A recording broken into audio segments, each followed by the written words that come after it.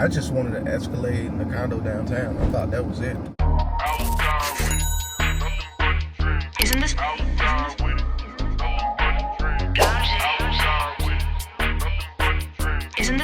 dopest shit you ever heard? So we're about to pull up on Jones. We're gonna go hit the gym, chop it up with him, learn about what he does, how he got to where he is. So stay tuned.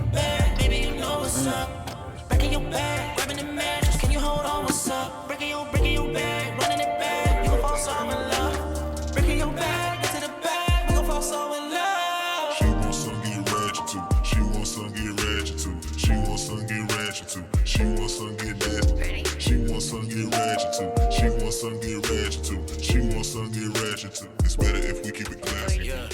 Yeah. I probably went to sleep last night by 6:30. 6:30. It's just crazy how this whole thing works. You know what I'm saying? It's just so unpredictable. I thought it was gonna be just like a regular night. Like my boy, Dr. James hit me up. He's like one of the people I look up to that I respect, like a mentor. My boy Fresh, who was the guy who kind of introduced me to the tax game. Yeah, that turned into 6 a.m. on a Wednesday in Orlando. How does that happen? I don't even know, man. But I had the time of my life, and I ain't gonna lie, it just makes me feel so blessed for my support system. My daughter's mom, who helps me with both of my little babies, and she just adds so much value and just makes it possible for me to dip out and do something like that might seem so insignificant to the next person. Right. But for me, with the relationships that I'm trying to build, just having the opportunity to take moments like that in the middle of a week at any time to go and connect and build with your people, that goes a long way. You know what I'm saying? But you got to have the support system. Tell me what we're doing today. What we got going on? Just a typical day, man. You know, I usually start the day off I would usually drop off the kids in the morning, you know. But on a rough morning, I'm going to go to the gym. And then from the gym, I usually roll into maybe a meeting, a call, and then I go pop up to my office downtown, try to knock off as many things on my to-do list as possible. And that's pretty much the name of the game every day. Just try to make the to-do list smaller. Let's get it. Yeah, let's do it. Oh, that bit blue. Yeah. Just hold that. Man, come on, man. What is this carpet, bro? It's a lamb's wool. Lamb's wool. Yeah. My boy got the lamb's wool on that ass. So, tell me a little bit about the process to get here. Obviously, you got whips, you got the cribs, you got properties, you have the jewelry, you have the businesses. What's that process been like for you to get here? I just wanted to escalate in the condo downtown. I thought that was it. I'd be good. Right. I'd be happy. Like, that's all I wanted. You know, but as things started to progress, then the vision started to get bigger and bigger, because it was like, oh, now I see how people can do this. Now I see how people get here. Now I see how you can have 2 offices, 3. Oh, now I see how I can pull off 5. Oh, now I see how I can do 10, right? Because the closer you get to it, the easier it is to kind of visualize it and see past it. So like, as I was going, the vision started to come, and then there was a point to where it got, and I was like, all right, I got a system now, and I can take this as big as I want to take it. And like, that was literally like an epiphany one day. I haven't taken it as big as I want to take it yet. I'm not gonna lie. I got to a place to where I kind of got a little comfortable. You know, I opened up a number of offices. I helped a number of people, and I got comfortable. But not to digress too much, it's tough and it's scary. It takes a long time of doing the same things over and over and over, and just fine-tuning minute pieces of your daily activity, of your business, until it becomes a well-oiled machine, right? But you just got to make sure you're picking the right lane. Now, you can make millions doing anything. You can make millions selling socks. You got to find out what works for you, what aligns with what you're naturally blessed with. Pick a lane, find one, right? And stick to that one until you master it, and then scale. And that's what you do. It's not about having multiple streams in the beginning. It's not about having multiple things going on. Literally, you got to pick one thing, kill that shit, And then that will bless you with the seed money to make other investments and open doors for you to get into different arenas. But people with money and people that you're trying to network with and that you're trying to build with, they want people that look like they don't need no help. That's who they want to deal with. Right. They want to deal with people who look like they're well on their way, who look like they got something good going, who they can see the potential. Because this is the thing about vision. God gives you a vision, and 99% of the time, nobody else but you can see that vision. And that's why in the beginning, typically, nobody shows up to help you. Because it's like they don't get it. It don't matter what it is. Most people are going to be like, oh my God, like, what are you doing with yourself? What are you doing with your life? You sure you want to do it? Like that's the type of reaction that people usually give in the beginning. 100%. You know? I can attest to that. Yeah. So, you know, you got to pick that one thing and stick with it until it becomes something. And then when it starts to become something, that's when everybody's going to come to you. Like, look at the music industry, right? Boss Man D-Lo. These are the same songs he's been sitting on for years, that he'd already put out on mixtapes that were years old, right? But it wasn't until he had that one hit that now Lil Baby want to do a song with him. Now Drake want to do a song with him. Not everybody wants to come, because now it looks like you don't need me to carry you. Right. You're not waiting on me to save you. You're on your way somewhere. I want to be a part of everything that looks like it's going somewhere. Right. Why would you not want to build your circle, right, of friends, associates, business partners, so on and so forth, of all the people that are headed somewhere and doing something amazing? That's the ultimate goal. So yeah, I don't knock nobody that thinks like that, and I don't knock nobody who don't. So when people don't show up to support me, it's okay. I ain't doing enough yet. I ain't big enough yet. I ain't strong enough on my own yet. I haven't done something that's so convincing, so polarizing yet, that people feel the need to be involved with it yet. So I just got to keep my head down. Right. Why taxes though? You said you pick a lane. What made sense about taxes to you? I was looking for something where I could have time and money. You know, you hear the story about the guy who drives the fancy car to work, right? And he drives this nice car to work, Porsche, for example. And then people see him in this car, they think, oh, he's so successful, and he works all day. And by the time he gets home, he's too tired to play with his kids, right? But then he gets back in that car and drives back to work, and then people from the outside looking in think he's so successful. He has some money, he has everything but time. And I wanted to make sure that when I arrived, that I land in a place where I have both. Right. So I looked for industries. I looked for opportunities that would give me time and money. And that's how I found taxes. I was promoting clubs, and there was these guys that used to come to the club, and they were just regular guys. Within like a 2-year period, these dudes are pulling up in Bentleys, Porsches, Rolls Royces, Lambos. I'm like, yo, what the going on? What did I miss? Right. Right, because I thought I was doing pretty decent for myself at the time. I'm like, what did I miss? First thought, oh, they got to be scamming or selling drugs. Right. It wasn't. They were doing taxes. And that's when the light bulb went off. Let me look into this. And then I spoke to one of the guys about it, and I found out that they work 4 months a year, and they're off for the rest of the year. And all of the millions that they make is within that short time frame. And I'm like, this is it. That's what I need. And I went head first into it. How long you been doing it now? Man, I'm going on 12 years, bro.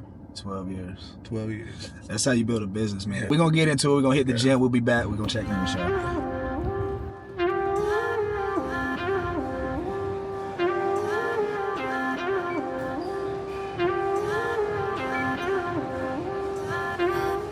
What? That shit wasn't no hoe. That boy be working for real. Yeah. Yes, sir. Yeah, man. Finna get it in on the pollo. Yeah. Good pump. Yeah. Ain't no shortcuts. Man. No BBLs over here. None, nigga. It's the best shit on the planet, boy. Oh, shit. I done spilled the damn sauce. So a takeaway that you should learn so far is that you need to focus on one thing. Like you said, crush it, get the seed money, and fund whatever other endeavors that you're interested in. But choose one first. Hyper focus and learn as much as you can and get the money.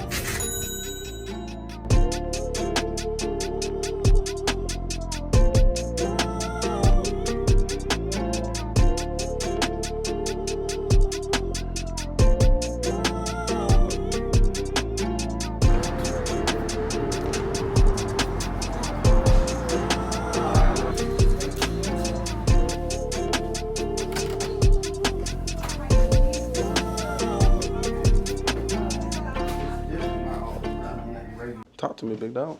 All right, man. So we at Safetax, the downtown office. Yep. How many locations do you have now?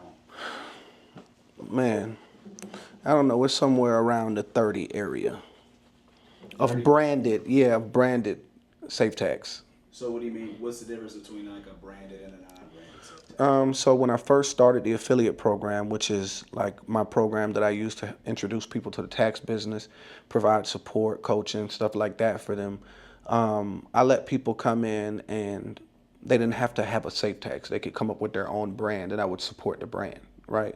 Because in the beginning, I just needed case studies and the money was going to be made the same way anyway. Right. And it's almost like, okay, well, if these people are going to, if we're headed on a crash course and they're going to go and try this regardless, then why not be in bed with the competition? So then technically there's no competition, right? So that's kind of how I was thinking about it in the beginning. So in the beginning, there were some people that I allowed to come in and they had their own name and their own brand, right? Now, they're doing business the Safetax way because their whole framework, their whole model is what I taught them, but they had their own brand. So that's the difference between branded and unbranded. So there were people that came in as an affiliate and they opened a Safetax, and there were some that might have opened or whatever tax, you know what I'm saying? Whatever the name of their business is. Is that still going on? Yeah, absolutely. Affiliate program is still alive. I still have affiliates. I still help people open tax businesses. They can come in on 3 levels. They can come in as a independent contractor. That would be ideal for someone who like has a career job, right? And they don't want to leave their job. They're not ready to leave it yet.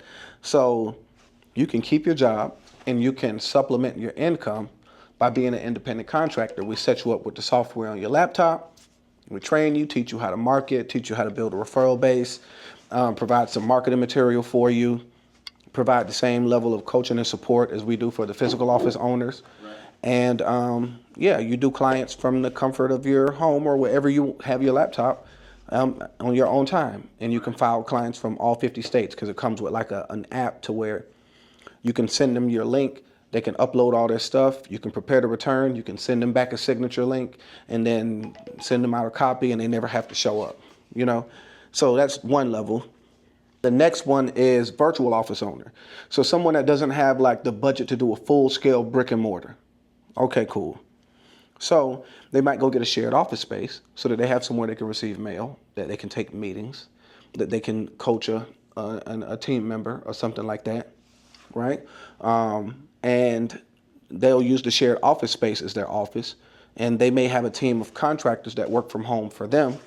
You know, maybe one person that stays up there in the shared office space, answers calls and stuff like that, and they run a smaller scale operation. And then there's a brick and mortar, which is a physical location. That's a full-scale operation. You have hourly employees, you have contractors, you have a building that you lease year-round that you do business out of, and the highest earning potential would be with a physical brick and mortar location. Yeah, so that's pretty much the affiliate program. I bring people in on those levels. And yeah, we still do it, but moving forward, I'm no longer doing non-branded. Everything has to be a Safetax if you're going to be an affiliate. We ain't giving you no game if you ain't trying to, bring it back to the house. Man, look, I'm just talk about that because I saw you. This is what led me to come here. Because I saw your story the other day, and I can relate to this too. You put people on, you put people in a position to win. Yeah. And then once they start winning, they forget coach. So you don't have to obviously go into too much detail about it, but what about that has caused you to change the way that you mentor people now coming into the tax game? I have to make sure that we are all aligned as far as our vision. Are we all working toward building something together that's bigger than all of us, right? Like imagine you go and pay to open a McDonald's franchise.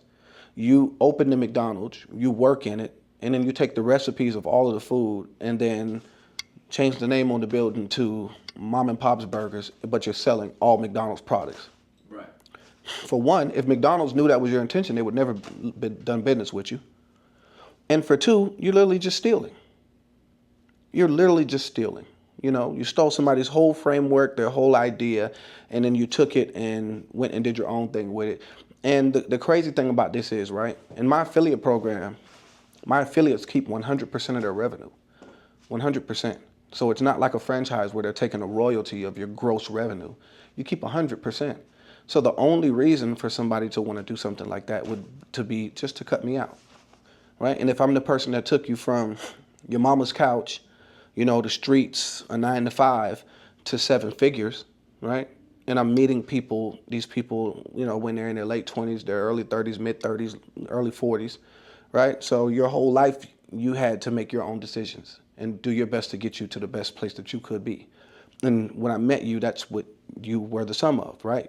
What you feel like are your highest and best decisions. And then the day that you meet me, within a matter of a year or 2 or 3, you're now seeing 7 figures, right? That means I've had a direct impact on your life, right? But you want to take what I taught you and then go and cut me out of it and do it yourself. But if it's working, why would you want to do that? Why would you meet someone who can have such a dramatic impact on your life, change your life so greatly in such a short period of time, and then want to slide them for everything that they taught you? So I had to deal with that. And that's growing pains, right? Because in the beginning, I did it out of love. Right. It wasn't even about business, because I can keep opening my own offices. I didn't have to do an affiliate program. I could just open more offices, staff them, and keep everything for myself. I don't have investors.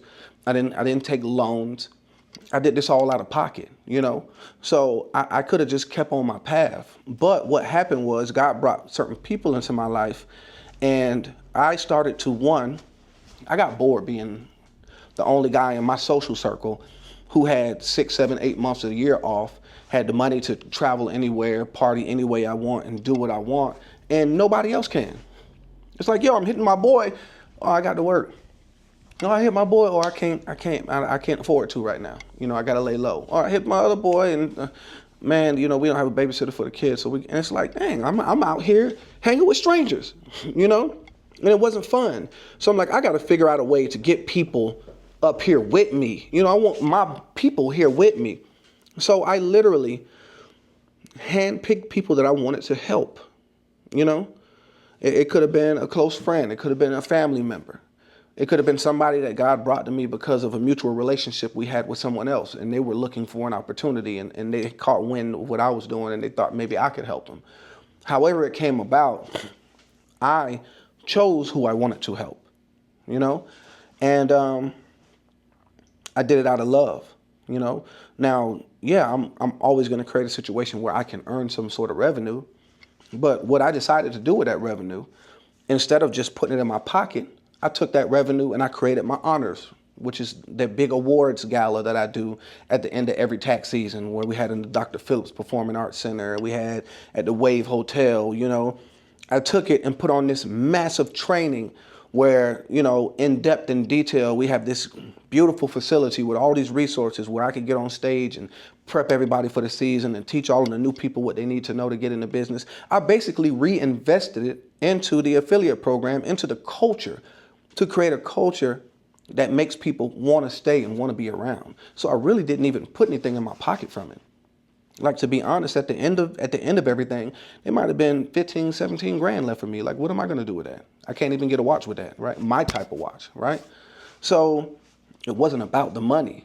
It was about the love and creating culture and building something big that would attract more people. You guys are going to be my case studies. I'm going to do everything in my power to make sure that you guys are successful, so that not only will you go out and be a beam of light into the community, you will also bring credibility to me and what I'm able to do for others. And then maybe we can create this system where people will come and I will help, and we will grow together, and make this a big thing that we can exit one day and go meet up on an island and talk about what we're going to do next. That was what I thought we were doing. But, people were taking pieces of my ship to build their own ship. What I try to do is, like, when people do something in a way that I think is not against me, but like not in my, I guess against me, right? In an opposing manner. I try to just believe that everybody does what they're doing for their best interest. And at the end of the day, if I got to choose between me or somebody else, I'm going to do the same thing. So I try to like relish in that, but I completely understand. But I agree with you on that, right? And because my emotional IQ was high, right? And my understanding and my passion for humans is high, because I've been a much lesser version of myself with every virtue. I've been a lesser version of myself, and I still wanted people to care for me. I still wanted people to believe in me, to give me a break, to give me a shot. So I understand that there's a process that people have to go through, and I understand that people are always going to look out for themselves first, right? So I couldn't necessarily take it as personal as I wanted to, because I didn't create those boundaries. I didn't put it in black and white and create the boundaries that wouldn't allow for things like that to happen. So I got to take accountability, right? But in the end, it's still not a bad thing, because guess what? I did help some people, and they're better off for it. And I did prove to myself that I am who I think I am, and that I have something that's real that can work in markets all over the country. So I'm able to move forward and do what I do and scale and make this thing still execute on my vision.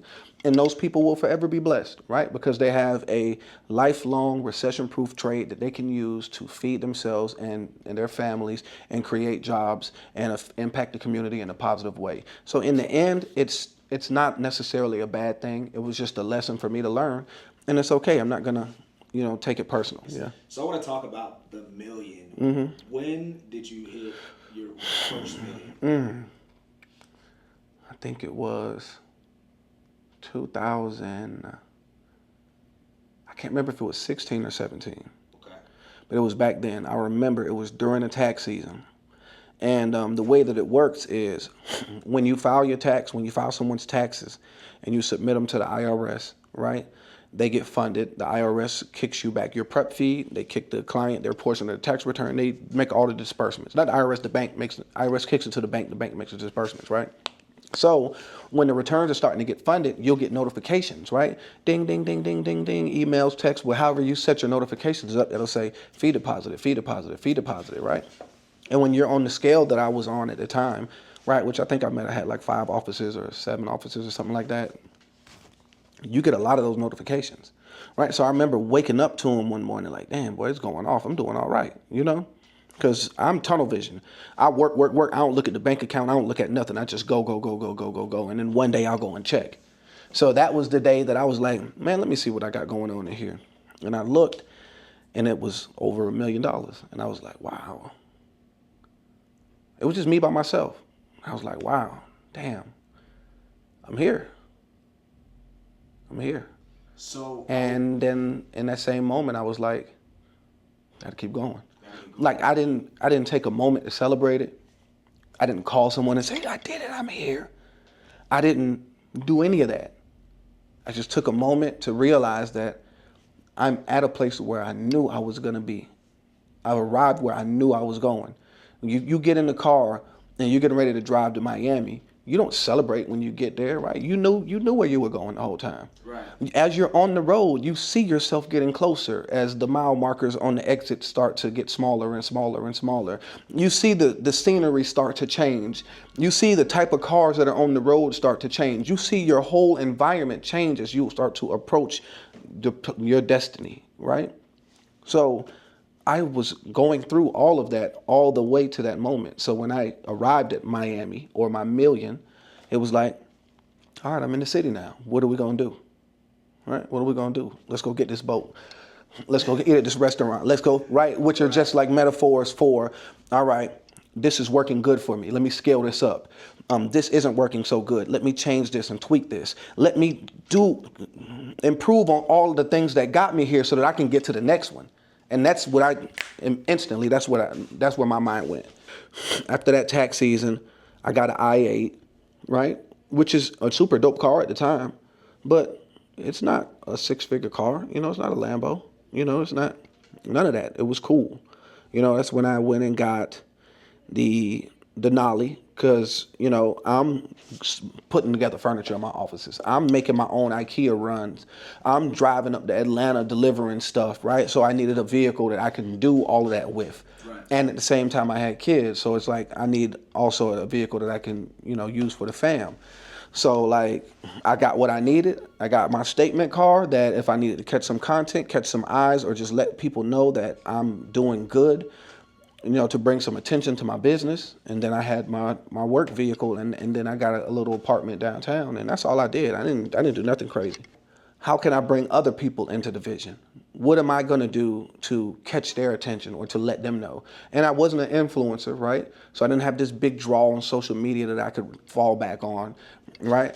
So it's like, okay, I'm going to go and get a car that the doors go up and it looks futuristic.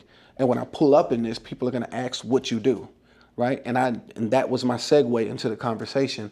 Hey, I do taxes. I can show you. I can teach you. I can show you. I can teach you. I can show you. And that car was a recruiting piece for me. So it paid for itself.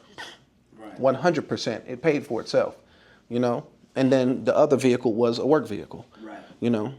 So you immediately knew after that first million, I need to take this and go invest in the right things to attract the right people To keep this going. that are hungry. Right. That's amazing. Yeah. So how easy was it? I don't want to say easy, but how much quicker were you able to get to the next million by taking that process, investing in the right people, and working the scale? From that moment forward, all I did was make millions. I never went back to making hundreds of thousands, right? Because now that I had figured out how to get to one, every tax season I knew I could always get back to that one if I did the exact same thing. Right. But I'm coming in improving every season. So I'm adding to that, and I'm adding to that, and I'm adding to that, and I'm adding to that. So it was a 7-figure business from then on, right? And all I did was just scale, continue to scale, you know? Right. So if we could get into this, what's the most money that you made in a tax season? a little bit over 9 million. Yeah.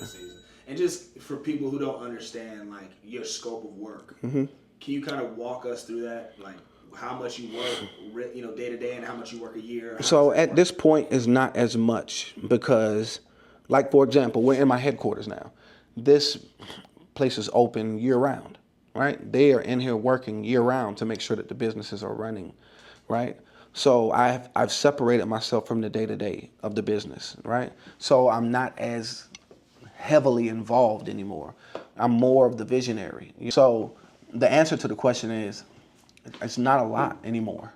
It's not a lot anymore. You know, maybe 10 hours a week.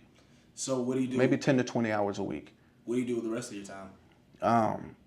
I spend a lot of time with my kids, with them every day. Love them to death.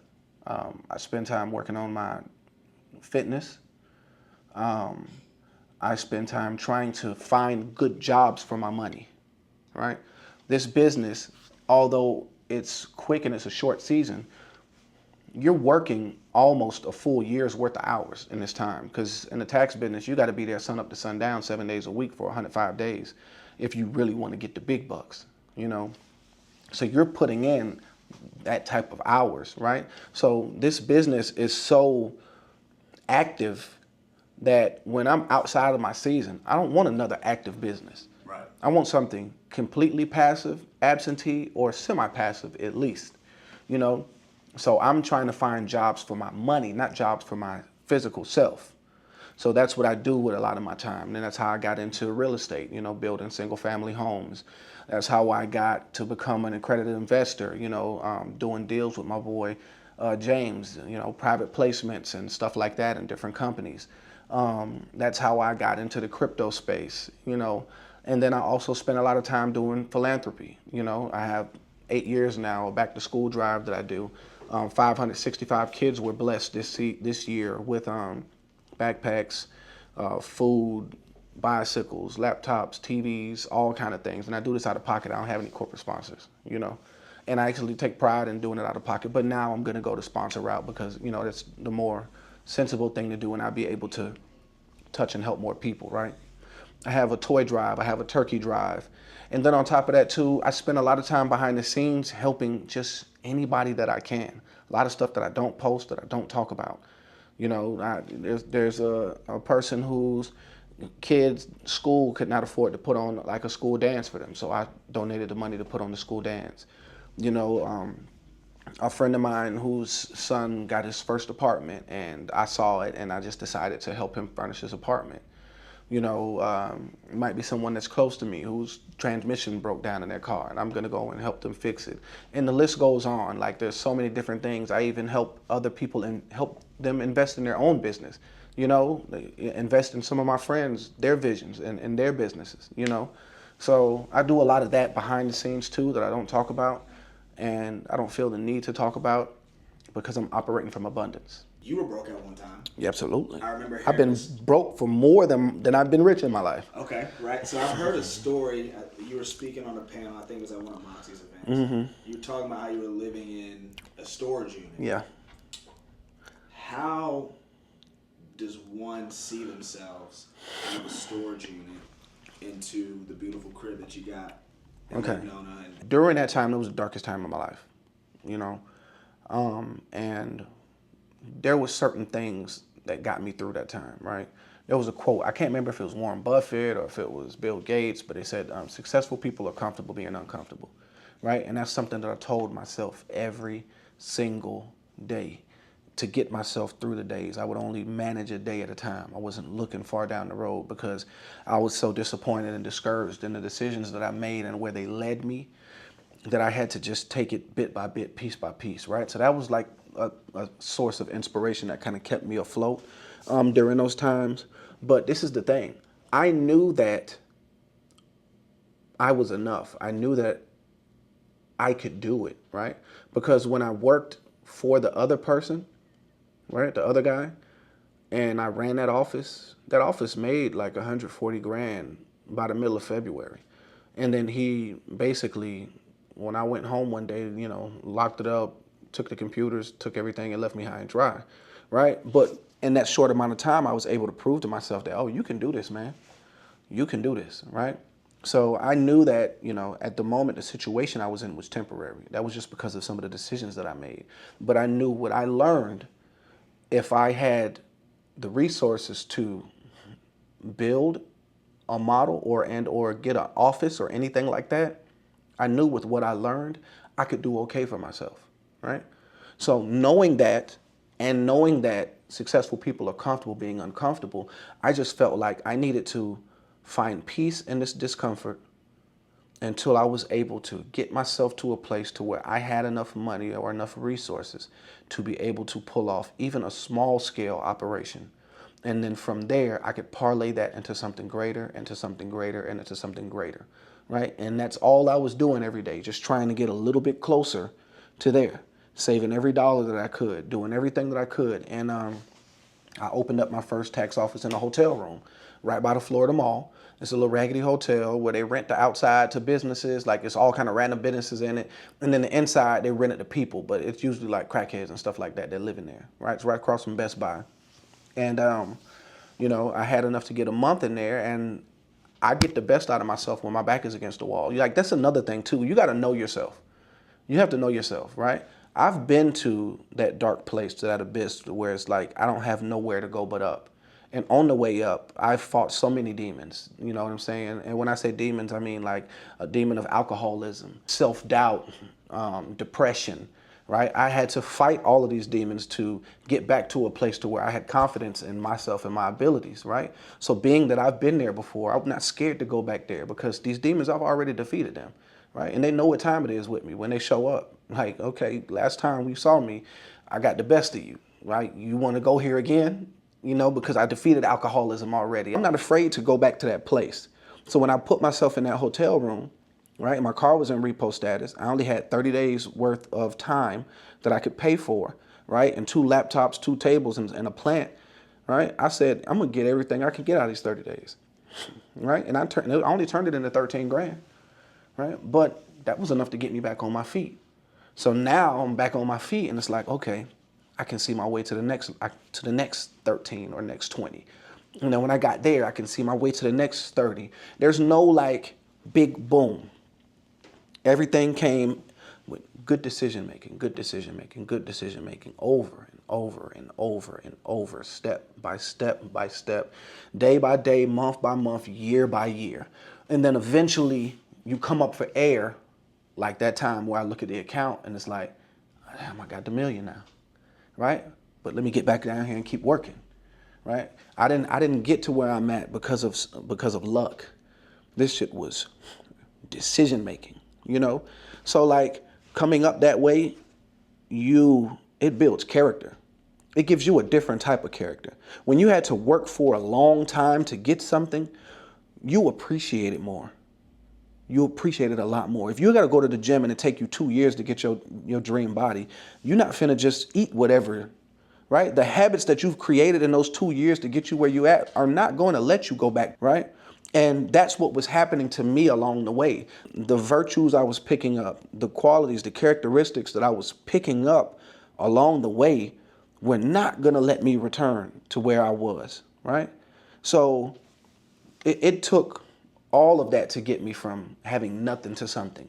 It's not just one thing that I could be like, yeah, guys, this is the trick to go from 0 to a millionaire. That's gimmicks. Right. That's no. There's a lot of things you got to do.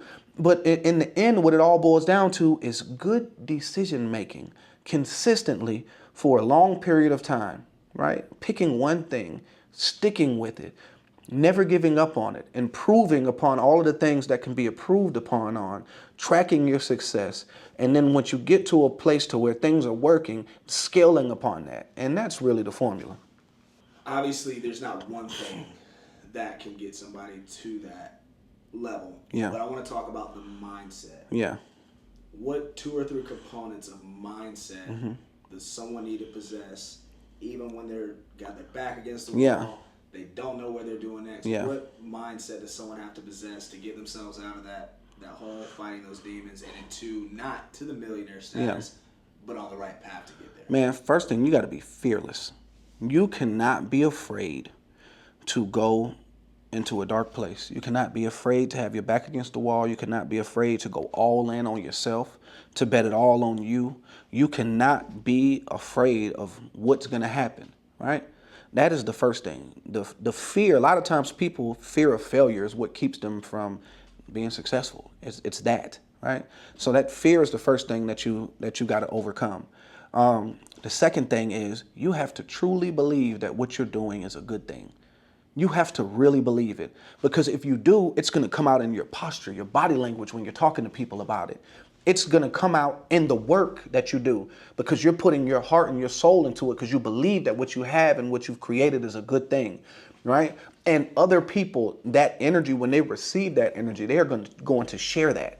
You know what I'm saying? So you have to have this unwavering confidence and belief that what you have created and what you have done is a good thing, a useful thing that people will benefit from. And that is going to ooze out of every pore in your body, right?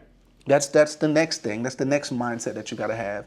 And then the last one I would say is you need to be disciplined, right? There has to be a level of discipline, right?